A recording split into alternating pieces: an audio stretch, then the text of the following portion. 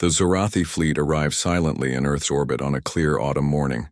Their ships gleamed like polished metal under the sun, huge and alien against the blue backdrop of Earth. Commander Kim Ji-won stood at the observation deck of the International Space Station, her dark eyes fixed on the visitors. She had trained for many things in her military career, but first contact was not one of them. "They're broadcasting on all frequencies, Commander," said Lieutenant Park Do-hyun. His voice was steady, but Kim noticed his hands trembling slightly. Above the controls. "Put it through," she ordered. The message was simple.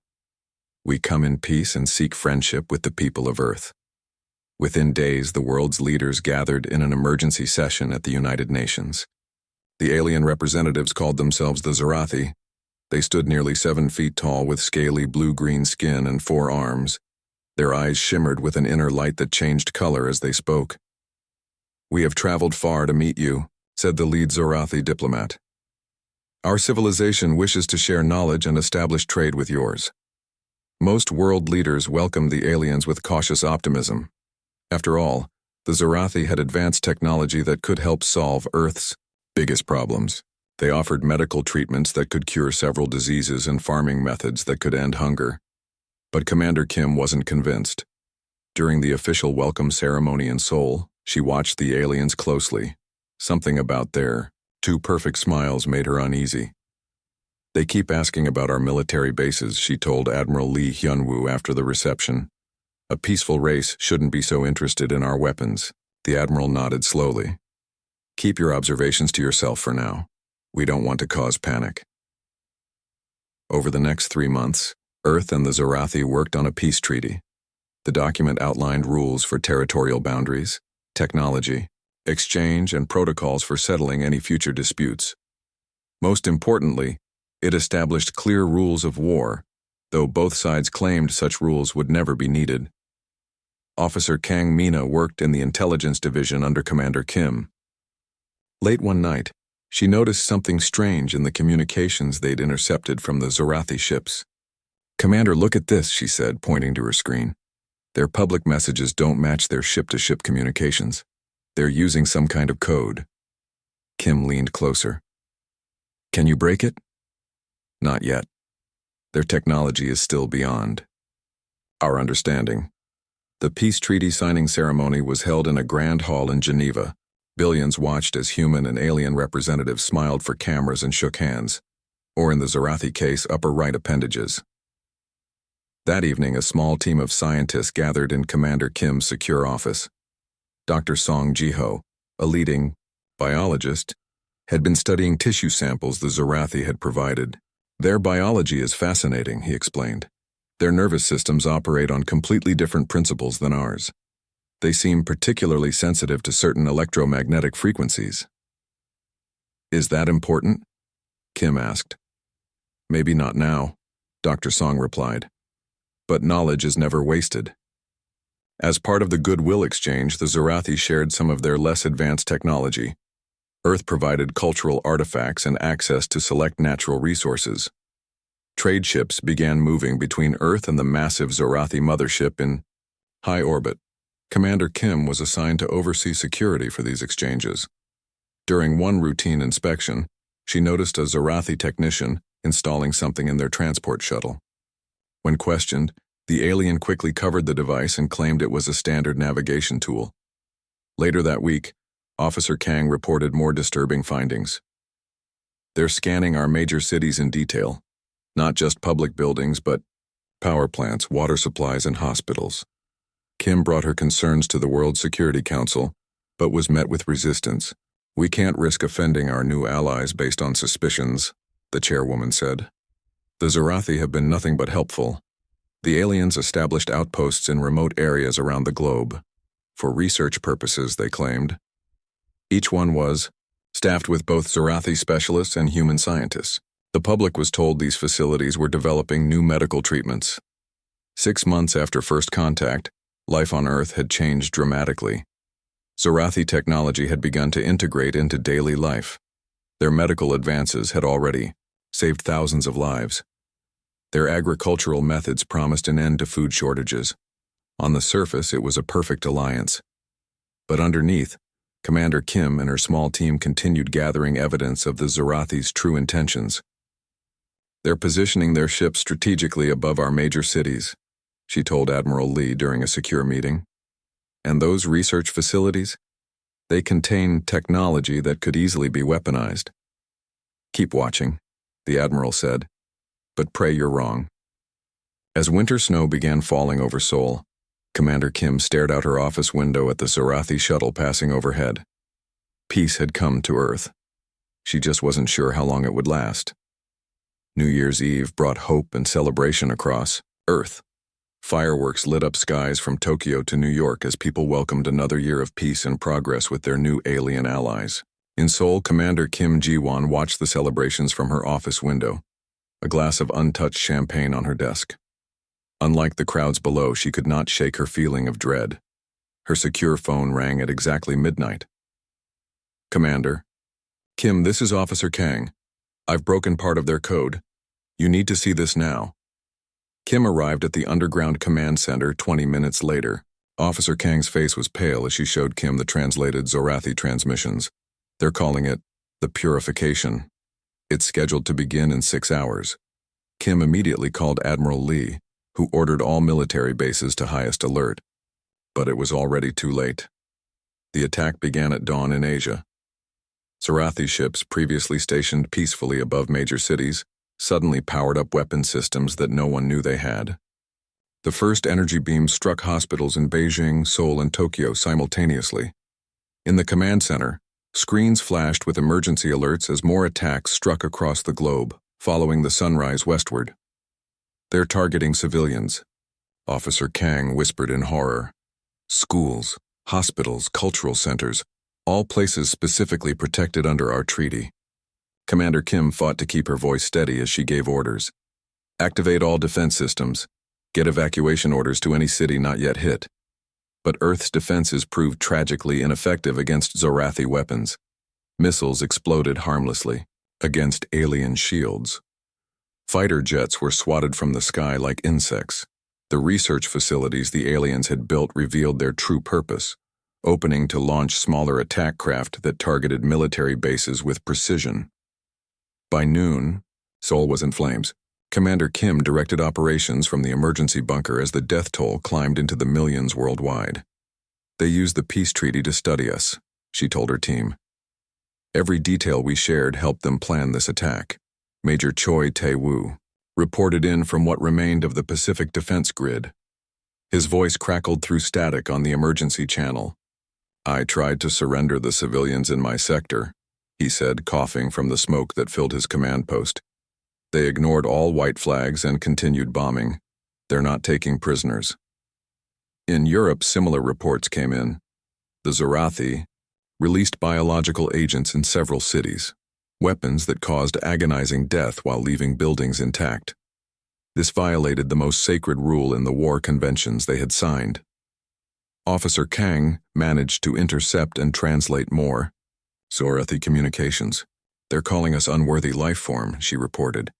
"They never saw us as equals. They planned this from the beginning." As night fell again, 3 billion humans were dead or missing. Major cities around the world lay in ruins. The aliens had targeted not just population centers but also power grids, water supplies, and food storage facilities. In the darkness of the command bunker, Commander Kim gathered the surviving members of her team. Their faces were lit only by emergency lights as the main power had failed hours ago. "We need to understand what we're fighting," she said. "Dr. Song, what have you learned about them?" Dr. Song Jiho had been analyzing data from the few Zorathi ships humans had managed to damage. They have a hive-like command structure. Their neural systems are connected somehow, and they're extremely sensitive to certain electromagnetic pulses. It's their one biological weakness. "Can we use that?" asked Officer Kang. "Maybe," Dr. Song replied. "But we need more time and resources." A soldier burst into the room. "Commander, the aliens have breached the outer doors. We have minutes at most." "Gather all the data we have," Kim ordered. "We're evacuating to Site B. We'll need everything if we're going to fight back." As they prepared to move through escape tunnels, Kim took one last look at the monitor showing what remained of Seoul. The city where she had grown up, now a burning wasteland. Her parents had been at home when the attack began. She had not heard from them since. They broke every rule, she said quietly. They thought we would just die. They don't understand humans at all. The small group moved silently through the tunnels as explosions rocked the ground above them. Humanity had been pushed to the edge of extinction in a single day. But in the darkness, something hardened in Commander Kim's eyes. Not just anger, but resolve. The aliens had broken. Admiral Lee Hyun-woo, his right arm now a bandaged stump, pointed at the digital map with his remaining hand. Their ships control the skies. Our conventional weapons are useless against their shields. The door opened, and Officer Kang Mina entered. Dark circles marked her eyes from weeks of little sleep. She carried a tablet containing information that had cost many lives to obtain. I've translated more of their communications, she announced. The Zarathi don't consider this a war. They see it as pest control. They view us as developmentally inferior beings, unworthy of honorable combat. Angry whispers filled the room. Dr. Song Ji-ho stood up from his corner seat.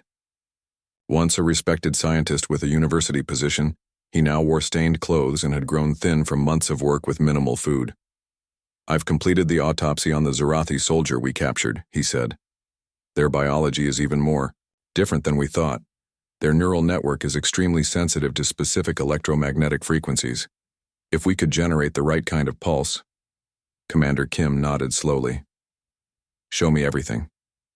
In the weeks that followed, survivors around the world received coded messages through old radio frequencies. The resistance was organizing.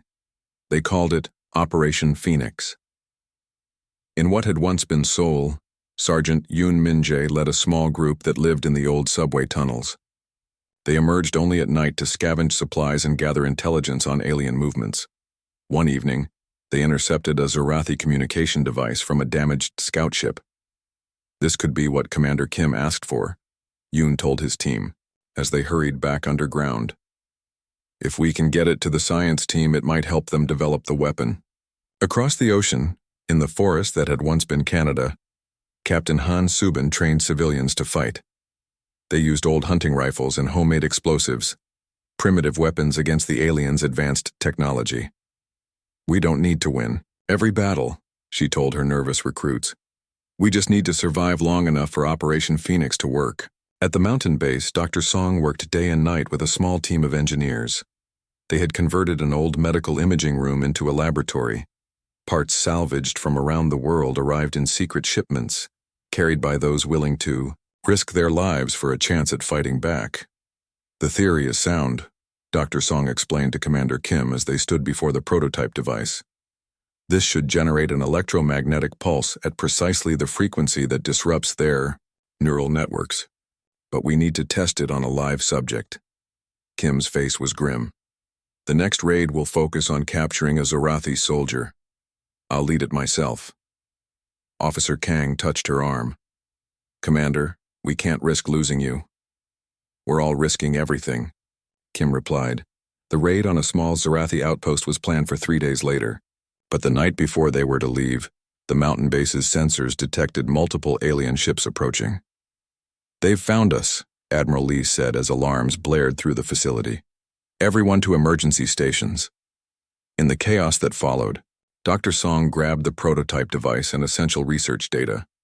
Commander Kim organized the evacuation through secret tunnels that led deeper into the mountains. We have less than 20 minutes before they breach the main doors, she shouted over the noise. As people rushed past her, Kim felt a moment of pure despair. This base had been their last safe haven, their best hope for coordinating a global resistance. Now they would be scattered again, running and hiding while the aliens tightened their grip on Earth.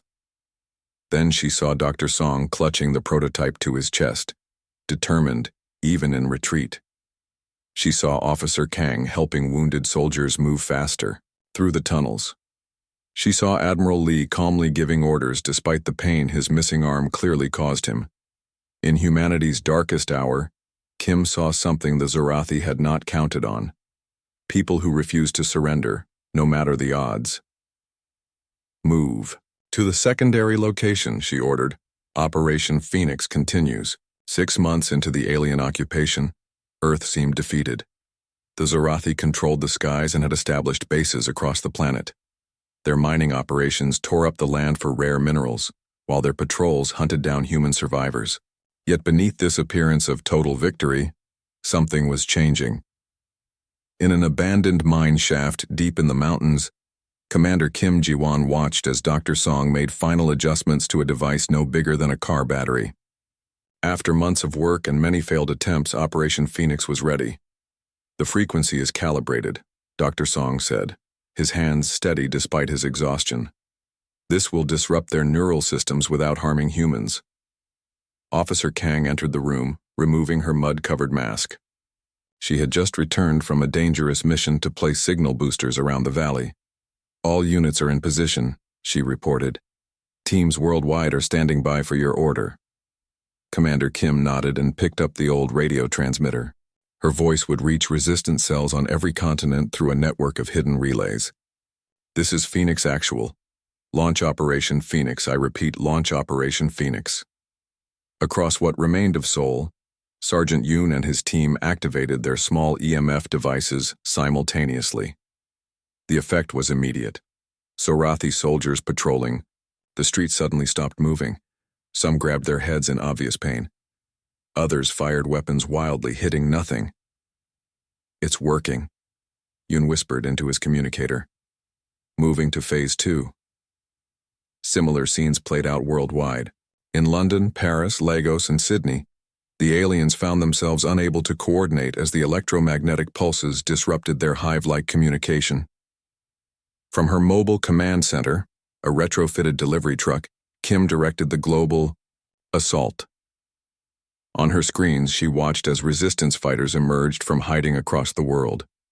They used the aliens' confusion to attack with whatever weapons they had available. "Major Choi reports success in Singapore," Officer Kang announced. "His team has captured the harbor facility intact." This was just the beginning. Dr. Song's discovery had revealed that the Zorathi were vulnerable when their neural connections were disrupted. Without their hive mind to coordinate their actions, they fought like individuals rather than a unified force. Captain Han led her forest fighters in an assault on a Zorathi mining operation in the northern mountains. For months, they had studied the aliens' patrol patterns and shift changes. Now, with the EMF devices creating chaos, they struck with precision.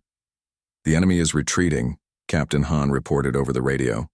"We've captured 3 of their smaller ships undamaged."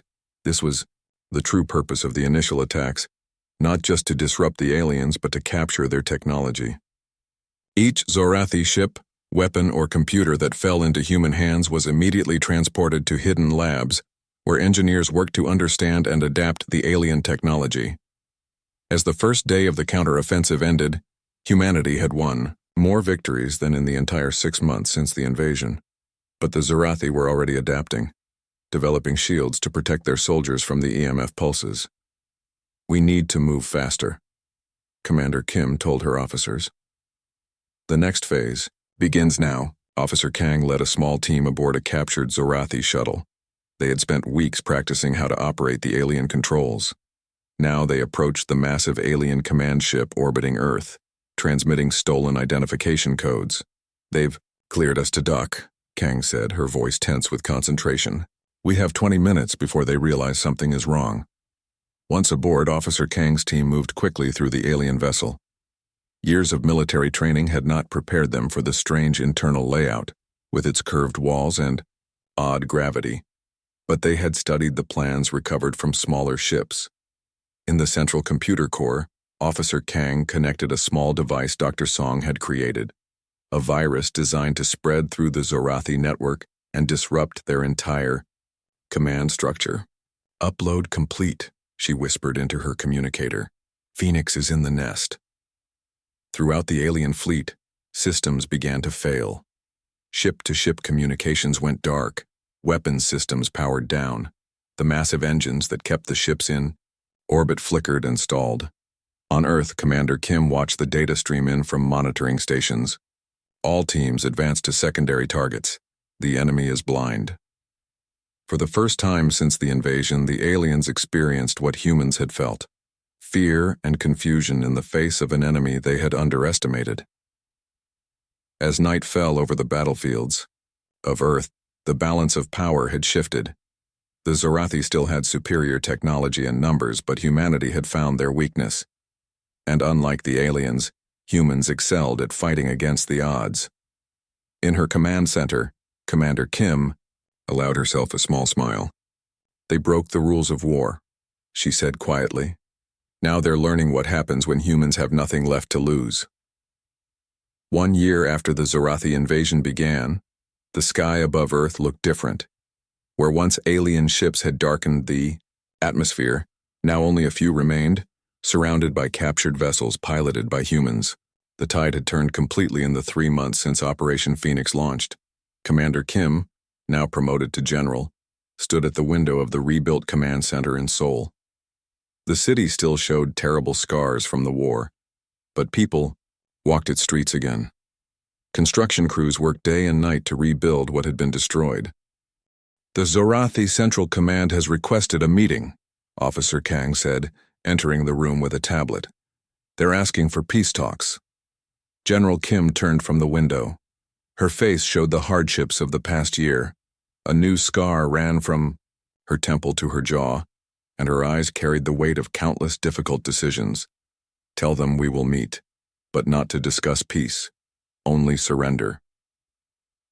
The meeting was set for the next day aboard a neutral vessel in Earth's orbit. General Kim selected a small team to accompany her: Officer Kang as translator, Dr. Song to analyze any technology, and Major Choi for security. As their shuttle approached the meeting point, they could see the massive Zorathi command ship. Once it had seemed impossibly powerful. Now its hull showed battle damage and several of its weapon systems had been destroyed. "Remember," Kim told her team, "they still don't understand us. That remains our advantage." The Zorathi leader waited in the meeting chamber. Unlike the first diplomatic meetings a year ago, there were no pretenses of friendship. The alien's scales had dulled from their original bright color, and 2 of its 4 arms were held close to its body, apparently injured. "Your resistance was unexpected," the Zorathi said through its translator device. "We wish to discuss terms for a peaceful resolution to this conflict." General Kim's face showed no emotion. "There will be no negotiation. You will remove all forces from Earth's solar system immediately." The alien's eyes flashed with changing colors, a sign of anger they had learned. "You cannot dictate terms to us. We still have forces that could destroy what remains of your cities. And we now have the ability to target your homeworld." Kim replied calmly. This was not entirely true. They had discovered the location but could not yet reach it. The bluff was calculated. Officer Kang stepped forward with data they had recovered from the Zorathi systems. "We understand your position in the galactic community now. Your failure here will damage your standing with the other species." This struck a nerve. The Zorathi leader's scales rippled, and what they had learned was distress. "Your species was deemed primitive," the alien said, "unworthy of honorable combat protocols. That assessment was incorrect. You broke the rules of war," General Kim said. "We simply stopped playing by any rules at all. The terms were delivered, not discussed. Complete withdrawal of all Zorathi forces within 10 days, return of all human prisoners, and transfer of key technologies as reparations. Most importantly, the Zorathi would broadcast a message to all spacefaring races about their defeat at the hands of humans." As the alien leader reluctantly accepted these terms, Officer Kang noticed something in its posture. Not just defeat, but fear.